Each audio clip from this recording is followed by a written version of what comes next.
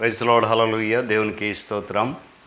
ప్రభు పరిశుద్ధ గణనామానికి మహిమ కలుగును గాక. క్రీస్తునందు ప్రియులారా, దేవుడు తన మహాకృపను బట్టి మరొక నూతన ఉదయకాల సమయంలో వేకువనేటి రీతిగా ఆయన పాద సముఖములో ఉండి ఆయన నామాన్ని స్తుతించి గణపరిచి ఆరాధించేటువంటి చక్కటి శ్రేష్టమైన సమయాన్ని మనం అనుగ్రహించడం. దాన్ని బట్టి ఆయన పరిశుద్ధ గణనామానికి మహిమ ఘనత ప్రభావం కలుగును గాక. క్రీస్తునందు ప్రియులైన దైవజనులు, స్నేహితులు, విశ్వాసులు, సహోదరి కార్యక్రమాన్ని వీక్షిస్తున్న ఆత్మీయులందరికీ మన రక్షకుడైన యేసుక్రీస్తు వారి పరిశుద్ధ నామంలో ఉదయకాలపు శుభములు మరియు వందనాలు మీకు తెలియజేస్తాను. మీరంతా బాగున్నారు కదండి, చాలా సంతోషం. రండి, ఈ దినము కూడా ప్రేమతో ఆహ్వానిస్తూ అనుదిన అభివృద్ధి ఉదయకాలపు ధ్యానం అనేటువంటి ఈ ఆధ్యాత్మిక కార్యక్రమంలో నాతో పాటు పాలుభాగస్తులై వాక్యాన్ని ధ్యానించి దైవాశ్రద్ధ పొందండి. దగ్గర బైబిల్స్ ఉన్నాయా?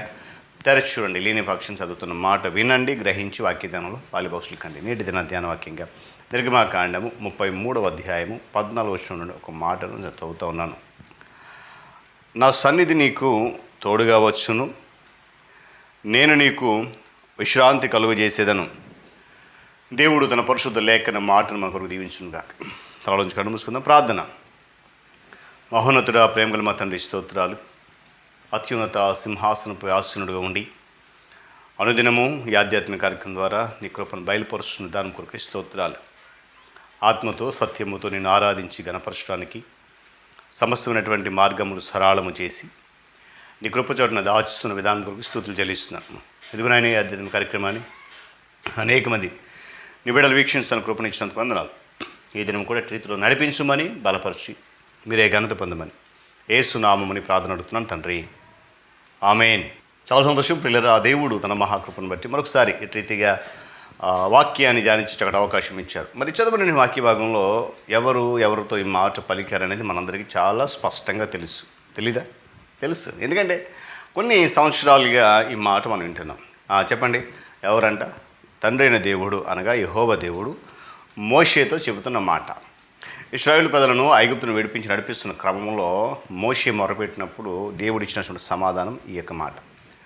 అయితే గడిచిన 3 దినాలుగా మన ముందు నడిచేవేంటి అనేటువంటి ఒక అంశాన్ని ధ్యానిస్తూ దూతలు అనుకున్నాం. తర్వాత చెప్పాలి మేఘస్తంభములు అనుకున్నాం, అడ్డము పడగొట్టేవాడు. ఇలా 3 విషయాలు. ఈరోజు మనం ముందు వెళ్ళేది ఏంటంట?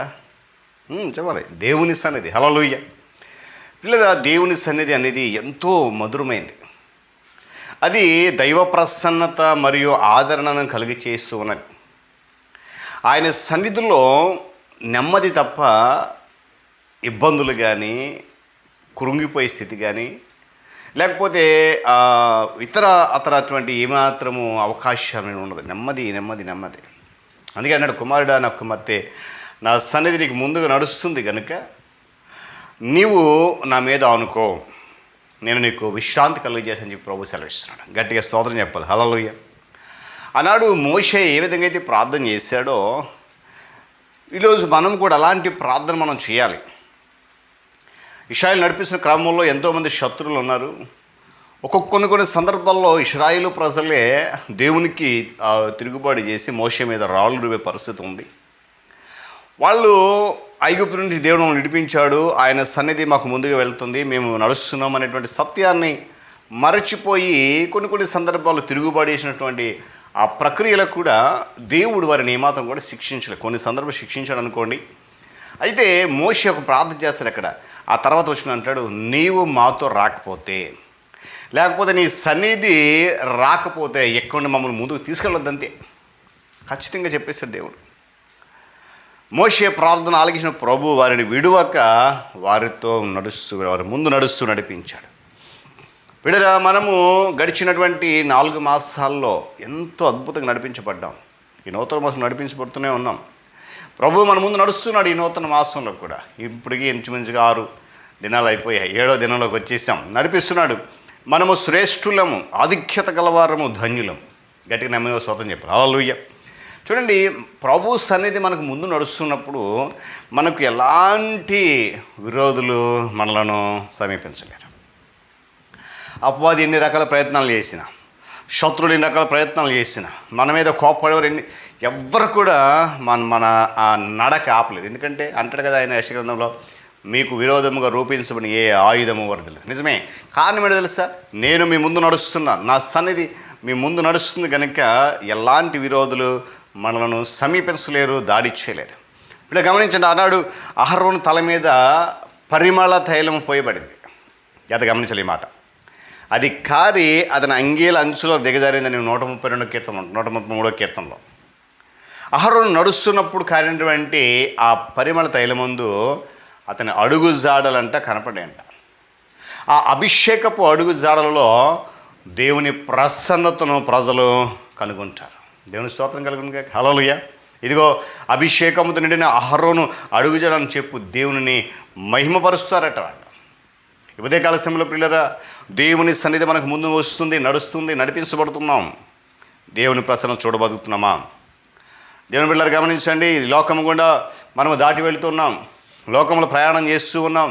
ఏమండి, దేవుని ప్రసన్నత ఎల్లప్పుడూ మనల్ని ఆవరించి ఉన్నప్పుడు మనము ఆశీర్వాదకరమైన అడుగు జాడలను విడిచి వెళ్ళం.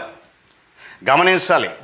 ఎందుకంటే దేవుని సన్నిధి మనం ముందు వెళ్తున్నప్పుడు మన అడుగులు జాగ్రత్తగా పడాలి.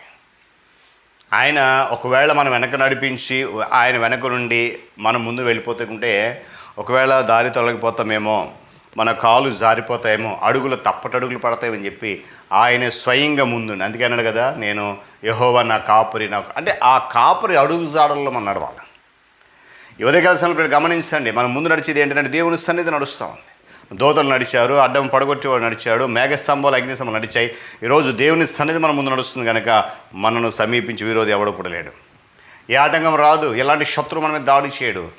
ఏది చేసినా మన ముందు నడిచేది జయశీలుడైన దేవుడు కనుక, ప్రభు కనుక ఆయనే వాటిని ఎదుర్కొంటాడు, మనం క్షేమంగా. కనుక ఉదయకాల సమయంలో మన ముందు ప్రభు నడుస్తుంది, దేవుని సన్నిధి నడుస్తుంది. మోషే ప్రార్థన చేసిన, ప్రభువా నీ సన్నిధి రాకపోతే మమ్మల్ని తీసుకెళ్ళొద్దు. ఆయన సన్నిధి మనం ముందు నడుస్తుంది, మనల్ని ఎక్కడ నడిపిస్తుంది? పరములకు నడిపిస్తుంది. కనుక నడుద్దాం అడుగు జాడలు, ఏమాత్రం తొట్టెళ్ళిపోకుండా ఆ అడుగు జాడలు వెంబడిస్తూ ఆయన మన కొరకు ఏర్పాటు చేసిన స్వాస్యములోనికి ప్రవేశిద్దాం. దేవుడి మాటలు మన కొరకు దీవించునుగా. తలలోంచి కన్ను మూసుకుని ప్రార్థన. ప్రేమ కలిగిన తండ్రి, మహోన్నతుడ, మహాగణుడ, సర్వాధికారి, సర్వశక్తిమంతుడ, స్తోత్రాలు. తిరిగి మనకు నూతన ఉదయకాల సమయంలో ఎటు రీతిగా వేయకుని నీ పాద సమ్ముఖంలో ఉండి నిన్ను స్తుతించి గణపరచడానికి కృపణించని పొందున్నారు. ఏ ఆటంకం లేకుండా నిరాటంకం కార్యక్రమం జరిగిస్తున్నారు. అద్భుతమైనటువంటి కార్యాలు చేస్తున్నారు. అనేక మంది బిడ్డలు ఆత్మీయంగా బలపడుతున్నారు. మరింత బలపరిచి దీవించి మీరు మాత్రమే ఘనత పొందండి. క్రీస్తు వారి పేరట ఈ ప్రార్థన సమర్పిస్తున్నాం తండ్రి. ఆమేన్. త్రియేక దేవుని దీవెన, ఆయన సన్నిధి కాపుదల సదాకాలము మనందరికీ తోడుగా ఉండి నడిపించును గాక. ఆమేన్.